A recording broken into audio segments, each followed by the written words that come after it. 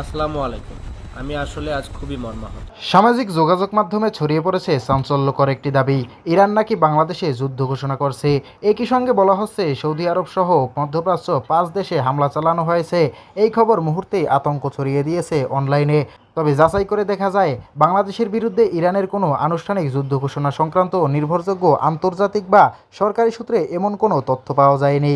এ ধরনের বড় সামরিক ঘটনার ক্ষেত্রে সাধারণত আন্তর্জাতিক সংবাদ মাধ্যমে তাৎক্ষণিকভাবে প্রকাশ হয়, কিন্তু সেই ধরনের নিশ্চিত কোনো তথ্য নেই।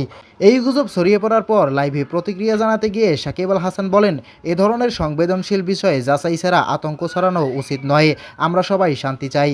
তিনি আরও বলেন, বিশ্ব রাজনীতি বা যুদ্ধ নিয়ে মন্তব্য করা আমার জায়গা নয়, তবে মানুষকে অনুরোধ করব ভুল তথ্য শেয়ার করবেন না। সাকিবের ভাষায় আতঙ্ক নয়, সচেতনতা জরুরি। অর্থাৎ ভাইরাল হওয়া খবরগুলোর সত্যতা এখনও নিশ্চিত নয়। যাচাই ছাড়া কিছু বিশ্বাস বা শেয়ার না করাই সবার জন্য ভালো। আপনার কি মনে হয়, সামাজিক মাধ্যমে যুদ্ধ সংক্রান্ত গুজব ছড়ানো কতটা বিপজ্জনক? কমেন্ট করে জানিয়ে দিন আপনার মূল্যবান মতামত।